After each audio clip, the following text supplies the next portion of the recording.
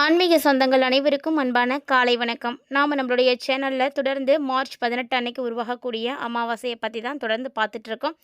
அந்த வரிசையில் இந்த பதிவில் என்ன பார்க்க போகிறீங்க அப்படின்னா, மிதுன ராசி நேயர்களுக்கு வரக்கூடிய அமாவாசைக்கு அப்புறமா ஏற்படக்கூடிய முக்கியமான ஒரு சில கிரக மாற்றங்கள் என்னென்ன, அதனுடைய அடிப்படையில் அவங்களுக்கு கிடைக்கக்கூடிய பலன்கள் என்னென்ன அப்படின்றத தெரிஞ்சுக்க போகிறோம். அதாவது நல்லது என்ன கெட்டது என்ன அதை பற்றி தான் பார்க்க போகிறோங்க. ஸோ இது மாதிரி நமக்கு நடக்கக்கூடிய விஷயங்களை முன்கூட்டியே தெரிஞ்சுக்கும் பொழுது ஒரு சில பிரச்சனைகளை நம்மளால் தவிர்க்க முடியும். அதாவது அதுக்காக மாற்று வழிகளை கூட நம்மளால் ரெடி பண்ண முடியும். ஸோ அப்படி தான் இது வரக்கூடிய அமாவாசை. பொதுவாக அமாவாசை அப்படின்னா நம்ம எல்லாருடைய நினைவுக்கும் வரக்கூடியது நம்மோடு வாழ்ந்து மறைந்த நம்முடைய முன்னோர்கள் தான். மூதாதையர்களை வழிபாடு செய்யறதுக்குரிய அற்புதமான நாள் அமாவாசை. அது மட்டும் இல்லாமல் அமாவாசை அப்படிங்கிறது சூரியனும் சந்திரனும் ஒரே நேர்கோட்டில் இணையக்கூடிய நாள். இந்த நாளில் நம்ம வழிபாடுகள் செய்கிறதுனால முன்னோர்களுடைய ஆசிகளை பெற முடியும். அது மட்டும் இல்லாமல் பித்ரு தோஷம் அப்படின்னு சொல்லக்கூடிய தோஷம் நீங்கணும் அப்படின்னா இந்த நாளில் தான் வழிபாடுகள் செய்யணும். அமாவாசை அன்னைக்கு தர்ப்பணம் செய்கிறதுக்கு சிறந்த நாள் அப்படின்னு சொல்லுவாங்க. அதுலேயும் குறிப்பாக வருடத்துக்கு 12 அமாவாசைகள் வந்தாலுமே கூட ஒரு சில குறிப்பிட்ட அமாவாசைகள் ரொம்ப ரொம்ப சிறப்பானது. இந்த நாளில் நதிகளில் நீராடுறது, சிவாலய வழிபாடுகள் செய்கிறது, சித்தர்கள் வழிபாடு செய்கிறது, இதெல்லாமே கோடி புண்ணியத்தை பெற்றுக் கொடுக்கும் அப்படின்னு சொல்லுவாங்க. இந்த முன்னோர்கள் வழிபாடு, அதாவது பித்ரு தர்ப்பணம் எப்படி அப்படின்னா, அமாவாசை அன்னைக்கு தான் முன்னோர்கள் நம்முடைய வீட்டுக்கு வருவாங்க அப்படின்றது ஐதீகம். அதனால தான் அவங்களுடைய பசி தாகம் தீர்ப்பதற்காக அன்னைக்கு நீர்நிலைகளில் நீராடி நம்ம தர்ப்பணம் கொடுக்குறோம். அதாவது எள்ளும் தண்ணீரும் தானம் கொடுக்குறோம். அப்படி எள்ளும் தண்ணீரும் தானம் கொடுத்து நம்ம அவங்கள வழிபாடு செய்தோம் அப்படின்னா நம்முடைய குடும்பத்தில் இருக்கக்கூடிய பிரச்சனைகள் நீங்கும், நம்முடைய குடும்பத்தில் இருக்கக்கூடிய தடைகள் நீங்கும், அவங்களுடைய ஆசீர்வாதம் கிடைத்து அடுத்தடுத்த சுபகாரியங்கள் நல்லபடியாக நடக்கும் அப்படின்னு சொல்லுவாங்க.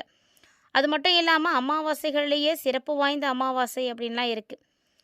அதுலேயும் பார்த்திங்கன்னா சோமவாதி அமாவாசை அப்படின்னு ஒரு அமாவாசை இருக்குது. அதாவது திங்கட்கிழமையில் வரக்கூடிய அமாவாசைக்கு இந்த பேர். ரொம்ப அற்புதமான ஒரு அமாவாசை. இந்த அமாவாசை பார்த்திங்கன்னா அரிதான, அதாவது புண்ணியமான ஒரு நாளாக சொல்லுவாங்க. அமாவாசை அன்னைக்கு பார்த்திங்கன்னா நீங்கள் எந்தெந்த இறைவனை வழிபாடு செய்யலாம்னா சிவபெருமானை வழிபாடு செய்யலாம், ஆஞ்சநேயரை வழிபாடு செய்யலாம், சித்தர்களை வழிபாடு செய்யலாம். செய்யும் பொழுது உங்களுடைய தோஷங்கள் எல்லாம் காணாமல் போகும். செய்யக்கூடாத விஷயங்கள் அப்படின்னு ஒரு சில இது இருக்குது இல்லையா, அதையும் நம்ம கரெக்டாக ஃபாலோ பண்ணிக்கணும்.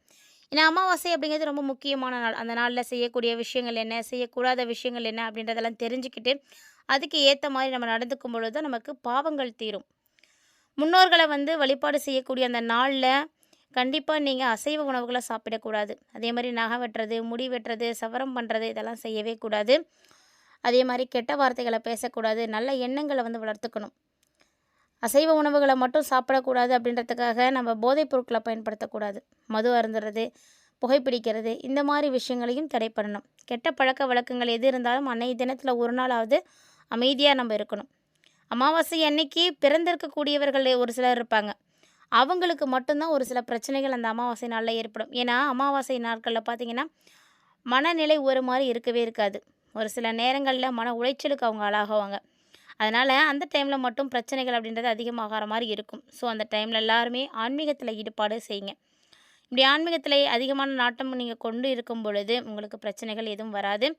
அமாவாசையில் நீங்கள் வழிபாடுகள் எப்படி செய்யணும், ஏன் செய்கிறோம், எதுக்காக செய்கிறோம் அப்படின்றதெல்லாம் நீங்கள் தெளிவாக பார்த்துருப்பீங்கன்னு நினைக்கிறேன். இது இல்லாமல் அமாவாசை அப்படின்றது ரொம்ப முக்கியமான நாள் அப்படின்னு எல்லாருக்கும் தெரியும். இந்த சிறப்பான நாள் வரக்கூடிய மார்ச் 18 புதன்கிழமை அன்னைக்கு வந்திருக்குங்க. ஸோ இந்த அமாவாசை பார்த்திங்கன்னா ரொம்ப ரொம்ப அற்புதமான ஒரு அமாவாசை. ஏன்னா நிறைய கிரகங்களுடைய சேர்க்கைகள் இருக்குது அப்படின்றதுனால சதுர்கிரக யோகமும் ஏற்பட போகுது. கூடவே பார்த்திங்கன்னா மார்ச் மாதம் 18ஆம் தேதி அன்றைக்கி உருவாகக்கூடிய அமாவாசைக்கு முன்னாடியே பார்த்திங்கன்னா சனிப்பெயர்ச்சி நடந்துருச்சு. இதை தொடர்ந்து குரு பகவான் வக்ர நிவர்த்தியும் ஆகியிருக்காரு. இந்த மாதிரியான சூழ்நிலைகளில் கண்டிப்பாக மிதுனராசி நேயர்களுக்கு மிகப்பெரிய அளவில் மாற்றங்கள் ஏற்படும். அது உறுதியாக சொல்லலாம். அப்படி என்னென்ன மாற்றங்களை நீங்கள் சந்திக்க இருக்கீங்க அப்படின்றத பற்றி தொடர்ந்து நம்ம பார்க்க போகிறோம். வீடியோ ரொம்பவே இன்ட்ரெஸ்டிங்காக இருக்கும். எங்கேயுமே ஸ்கிப் பண்ணிடாமல் தொடர்ச்சியாக பார்த்து பயன்பெறுங்க. அதுக்கு முன்னாடி நீங்கள் நம்ம சேனலை இப்போ தான் ஃபர்ஸ்ட் டைம் விசிட் பண்ணுறீங்க அப்படின்னா மறக்காமல் சேனலை சப்ஸ்கிரைப் பண்ணிக்கோங்க. உங்கள் ஃப்ரெண்ட்ஸ் அண்ட் ஃபேமிலி சர்க்கிளில் எல்லாரோடையும் இந்த பதிவை ஷேர் பண்ணி விடுங்க. அவர்களும் பார்த்து பயன்பெறட்டும். வாங்க வீடியோக்குள்ளே போகலாம். மிதுன ராசி ராசி மண்டலத்தில் 3ஆவதாக இருக்கக்கூடிய ராசி, மேலும் புதன் பகவானால் ஆளப்படக்கூடிய ராசி. உங்களுக்கு பார்த்திங்கன்னா அமாவாசைக்கு அப்புறமா கிரகநிலைகள் எல்லாமே ரொம்ப ரொம்ப சாதகமாக இருக்குது. கிட்டத்தட்ட பார்த்திங்கன்னா எல்லா கிரகங்களும் உங்களுக்கு சிறப்பாக இருக்கிறதுனால தொழில், வேலை, வருமானம் அப்படின்னு எல்லாமே நல்லாயிருக்கும். ஸோ அடுத்தடுத்து உங்களுக்கு நிறைய மகிழ்ச்சிகரமான விஷயங்கள்லாம் தெரிய ஆரம்பிக்கும். ஒரு அதிர்ஷ்டகரமான ஒரு காலமாக இருக்கும். இந்த காலகட்டங்களில் ஒரு சில நாட்களுக்கு பார்த்தீங்கன்னா ஒரு குழப்பமான மனநிலை இருக்கத்தான் செய்யும். ஆனால் அதை தவிர உங்களுக்கு எல்லா கிரகங்களும் நல்லா இருக்குங்க. அதனால் பயப்படவே பயப்படாதீங்க. மிதனராசிக்காரங்களை பொறுத்த வரைக்கும் ஒரு சாதகமான காலகட்டம். சனியினுடைய பயிற்சியுமே உங்களுக்கு ரொம்ப அற்புதமாக தான் இருக்குது. சனி பகவான் வாரி வழங்க காத்துட்ருக்காரு. மிதனராசி நேர்களை பொறுத்த வரைக்கும் கிட்டத்தட்ட பார்த்தீங்கன்னா கடந்த 10 ஆண்டுகளுக்கு மேலாக நீங்கள் பட்ட கஷ்டங்கள் எல்லாமே மறையப் போகுது. உங்களுக்குன்னு இருக்கக்கூடிய எல்லா விதமான உரிமைகளும் இப்போ நீங்கள் எடுக்க போகிறீங்க. ஸோ அங்கீகாரம் இல்லாமல் இருந்திருப்பீங்க. உங்களுடைய பேச்சு எடுபடாமல் இருக்கும். உங்களுக்குன்னு ஒரு மதிப்பு கிடைக்காம இருக்கும். ஸோ இப்படி மூளையில் இருந்த உங்களுக்கு இப்போது நல்ல ஒரு மாற்றம் கிடைக்கும். எல்லாருடைய மத்தியிலும் ஒரு மதிப்பு கிடைக்கும். ஒரு உயர்ந்த நிலைக்கு நீங்களும் போகிறதுக்கான சான்ஸ் நிறைய இருக்குது. மிதனராசியில் வக்ரமாக இருந்த ஜென்மகுரு இப்போ நேராக போக ஆரம்பிச்சிட்டாரு அப்படின்றதுனால இனி எந்த தடையும் இல்லை, எந்த குழப்பமும் இல்லை, எந்த தாமதமும் இல்லை. எல்லாமே கிளியராக போகுது. ஸோ எல்லா பிரச்சனைகளும் விலகி உங்களுக்கு ஒரு தெளிவு கிடைக்கும். ஒரு சிலருக்கு திடீர் திருமண யோகங்கள் எல்லாம் காத்துட்ருக்கு. ஸோ மிதனராசி நேயர்களில் யாரெல்லாம் திருமணமாகாமல் இருக்கீங்களோ முயற்சி பண்ணுங்கள். இந்த டைமில் வாய்ப்பு இருக்குது. அதே போல் காதல் திருமணம் அப்படின்றதும் உங்களுக்கு நடக்கும். இது உங்களுடைய தனிப்பட்ட முறையில் நடக்கக்கூடிய விஷயம் கிடையாது. பெற்றோருடைய ஒப்புதலோடு உங்களுக்கு இப்போ நடக்க போகுது அப்படின்னே சொல்லணும். அது மட்டும் இல்லாமல் உங்களுக்கு உங்களுடைய திருமண உறவில் எதுவும் பிரச்சனைகள் இருந்துகிட்டு இருக்குது, கவலைகள் இருக்குது, கருத்து வேறுபாடுகள் இருக்குது அப்படின்னா எல்லாம் கிளியராக போகுது. அதே போல் கணவன் மனைவி உறவு ரொம்ப ரொம்ப சிறப்பாக இருக்கும். அந்யோன்யம் அதிகரிக்க ஆரம்பிக்கும். சுபகாரிய தடைகளும் பார்த்திங்கன்னா விலக ஆரம்பிக்கும். மட்டும் இல்லாமல் அமாவாசைக்கு அப்புறமா புதன் வேறு வக்ரமாக இருக்கிறார் இல்லையா? ஸோ ஒரு சில நாட்கள் கொஞ்சம் அப்படி இப்படி இருக்கத்தான் செய்யும். மந்தமாக இருந்தாலுமே கூட அட்ஜஸ்ட் பண்ணிக்கோங்க. ஆனால் குரு எப்போ வக்ர நிவர்த்தி ஆகிறாரோ அதுக்கப்புறமா நிறைய மாற்றங்கள் உங்களுக்கு கண்டிப்பாக காத்துட்ருக்கு. அதே போல் சனி, சூரியன், சுக்கிரன் இவங்க எல்லாருமே இணைந்து தொழில் ஸ்தானத்தில் தான் இருக்க போகிறாங்க. ஸோ இந்த காலகட்டங்களில் வியாபாரம், தொழில் சம்மந்தப்பட்டு இருக்கக்கூடிய மிதனராசி நேயர்களுக்கு ஒரு நல்ல ஒரு முயற்சிகள் கை கொடுக்கக்கூடிய ஒரு காலகட்டம். உத்தியோக ரீதியாக பார்த்தீங்கன்னா பதவி உயர்வு, ஊதிய உயர்வு, பெரிய பெரிய பொறுப்புகள்லாம் உங்களுக்கு இப்போ கிடைக்கும். ஒரு சிலருக்கு திடீர் அதிர்ஷ்டம் கிடைக்கும், லாபம் கிடைக்கும். புதிய வேலை வாய்ப்புகள் கிடைக்கிறதுக்கு கூட ஒரு வாய்ப்புகள் இருக்குது. நல்ல காலம்தான் இது. ஸோ நல்ல நல்ல வாய்ப்புகள் எல்லாம் உங்களை தேடி வரப்போகுது. அப்படின்றதுனால வரக்கூடிய எந்த ஒரு வாய்ப்புகளையும் கண்டிப்பாக நீங்கள் மிஸ் பண்ணக்கூடாது. புதுசாக நான் இப்போ தான் வேலை தேடுறேன் அப்படின்னா கூட நீங்கள் தாராளமாக தைரியமாக தேடுங்க. ஏன்னா உங்களுக்கான ஒரு நல்ல வேலை கிடைக்கும். உங்களுடைய திறமைக்கு, உங்களுடைய படிப்புக்கு தகுந்த வேலைகள் கிடைக்கும். ஸோ ஒவ்வொருவருக்குமே அவங்க செய்யக்கூடிய வேலை அவங்களுக்கு தகுதிக்கு சரியான அளவில் இருக்குது அப்படிங்கும் பொழுது தான் சந்தோஷம் கிடைக்கும். ஸோ இந்த மாதிரி மிதனராசினியர்கள் இவ்வளோ நாளாக நீங்கள் காத்துட்டு இருந்த நாட்களுக்கு ஒரு நல்ல பலன் கிடைக்கும். உங்களுடைய நாட்களை நீங்கள் வீணடிச்சிங்க இல்லையா, அதுக்கு ஒரு பொற்காலமாக இது அமையும். ஸோ உங்களுக்குன்னு ஒரு தொழில் கற்றுக்கிறதுக்கான வாய்ப்புகள் இருக்குது. புதுசாக நீங்கள் அதை கற்றுக்கிட்டு அதை ஒரு வியாபாரமாக நீங்கள் கொண்டு போகலாம். நிறைய விஷயங்கள் சாதகமாக இருக்க போகுது. அப்படின்றதுனால நல்லபடியாக பயன்படுத்திக்கோங்க. நல்ல காலம்தான். அதே போல் அமாவாசைக்கு அப்புறமா மிதனராசினியர்களுடைய வாழ்க்கையில் பணம், பொருளாதாரம், கொடுக்கல் வாங்கல் எல்லாமே சூப்பராக இருக்கும். பொருளாதாரம் ரொம்ப ரொம்ப நல்லாயிருக்கும். அதாவது உங்களுக்குன்னு கையில் எப்போதும் பணம் இருக்கும். பணவரவு எந்த பிரச்சனையும் இருக்காது. திடீர் லாபங்கள் உங்களுக்கு கிடைக்கும். திடீர் லாபம் மட்டும் கிடையாது, அதிர்ஷ்டம் மூலமாக பெரிய பெரிய தொகை கூட கிடைக்கலாம். அது மட்டும் இல்லைங்க, மிதனராசினியர்கள் கடன் அடைக்கக்கூடிய சூழ்நிலைகள் உங்களுக்கு இருக்குது.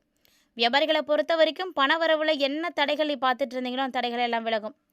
வேறு மொழி பேசக்கூடியவங்க, இல்லை வெளிநாட்டில் இருக்கக்கூடியவங்களுடைய தொடர்புகள் இதெல்லாமே உங்களுடைய வாழ்க்கையை அப்படியே மாற்றி கொடுக்கும். நீங்கள் என்ன வேலை செய்யணும்னு நினைக்கிறீங்களோ தாராளமாக செய்யலாம். இல்லை வெளிநாட்டுக்கு போகணும்னு நினைக்கிறீங்களா தாராளமாக போகலாம். பெரிய பெரிய விஷயங்கள்லாம் உங்களுக்கு நடக்க ஆரம்பிக்கும் அப்படின்னே சொல்லலாம். ஒரு சிலர் பார்த்திங்கன்னா புதுசாக தொழில் செய்து முன்னேற்றம் அடைவீங்க. நிறைய வகைகளில் மாற்றங்கள் உங்களுக்கு இந்த டைமில் கிடைக்க போகுது அப்படின்னே தான் சொல்லணும். நிறைய பிரச்சனைகளுக்கு ஒரு தீர்வு கிடைக்கக்கூடிய நேரம் அப்படின்னே சொல்லலாம். இந்த காலகட்டங்கள் உங்களுக்கு ரொம்ப ரொம்ப சிறப்பாக இருக்கும். அது மட்டும் இல்லாமல் ராசி அதிபதி புதன் வக்ரமாக வேற இருக்கிறாரு. ஒரு சில நாட்கள் உங்களுக்கு அப்படி இப்படி குழப்பமாக இருந்தாலுமே கூட ஒரு சில நேரங்களில் நல்ல ஒரு முடிவுகள் எடுக்க முடியாத நிலைகள் கூட ஏற்பட்டிருக்கும். ஆனால் அதை தாண்டி மற்றபடி உங்களுக்கு எந்த ஒரு பிரச்சனையும் கிடையாது.